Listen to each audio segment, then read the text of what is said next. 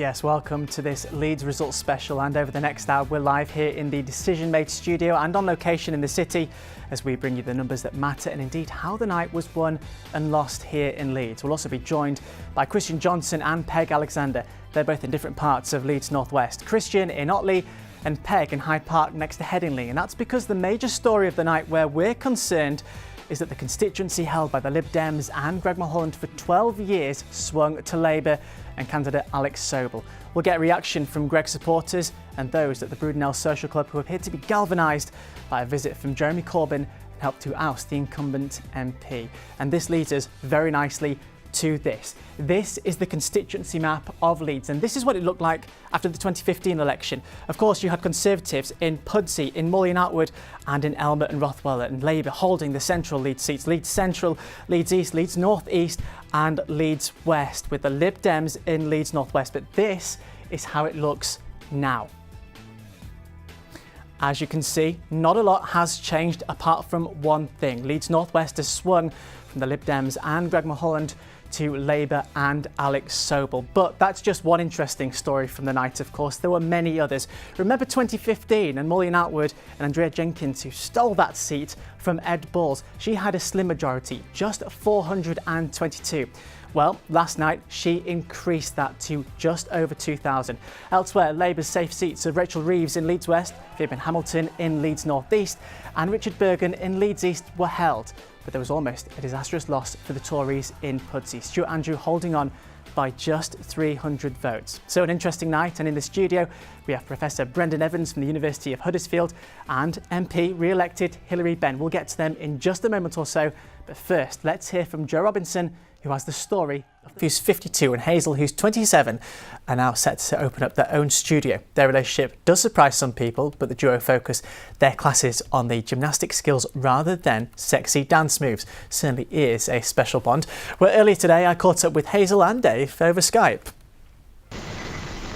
Hazel, Dave, thanks for joining me today. First of all, it's nice to see that your experience on Britain's Got Talent hasn't fazed you. You're about to open this studio. Now, I know that some people are still taken aback by seeing this relationship. What do you say to people when they question it? Piece, Kerry, you saw Sheila Howarth, who unbelievably has been to every single Leeds West Indian Carnival since 1967. It's her birthday tomorrow as well, I believe. She loves it, I know. We got to push our birthday. I thought you were old enough to go to all of them as well, Mark. You'd think so, wouldn't you? Yeah, You'd think so. I think so. But you're looking pretty young today. Thanks. Cheers. Now, have you had a best bit? Should we go to the next part? Yeah, let's do it. Have you had a best bit today, Mark, at all? Have I had a best bit? You know what? I've been in the office all day. We've both been in the office. We sort of missed the parade. Yeah, I know we have, but... Let's start with something that you're responsible for overseeing, Brexit. Now, in Leeds, we're classed as the 50-50 city. Yeah. 50% wanted in, 50% wanted out, there or thereabouts, reflected, I would imagine, the situation for much of the country. What assurances will you give to the 50% that wanted in for the European Union? Because most people assume that voting for the Conservatives is a hard Brexit. Well, I don't even recognise the term hard Brexit. I mean, first thing to say about the people... Jeremy Corbyn, of course, tapped into that, seemed to galvanise support in your area and in Leeds North West, like we say. In terms of your relationship now with Jeremy Corbyn and the shadow cabinet, do you think the door is open for you to rejoin that? Look, all of those are decisions for Jeremy Corbyn. I've been chairing in the last Parliament. In the end, any deal will have to come back to the House of Commons. Can you put your issues behind you and Jeremy? Look, the thing about the Labour Party is we're a big family, and sometimes there are... Is that right? Is that right, Hilary? Even months ago when there was infighting and MPs wanted Jeremy out, are you really a big family? We are a big family. We are a big family because we have the occasional disagreement. But you know, one of the other pillars of your manifesto, social care, the situation in Leeds, we've had 3 care homes close. A Labour-run council has increased the precept on council tax, they say, to partly pay for social care to look after the people in this city. What assurances can you give the people of Leeds that what you're pledging in this manifesto will mean less of a hike in the future? Well,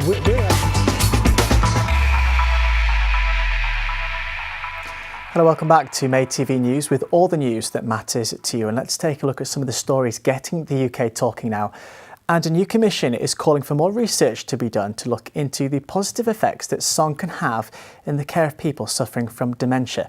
The Commission on Dementia and Music says singing to patients or loved ones can have a dramatic effect on how well a person with the disease interacts as it progresses.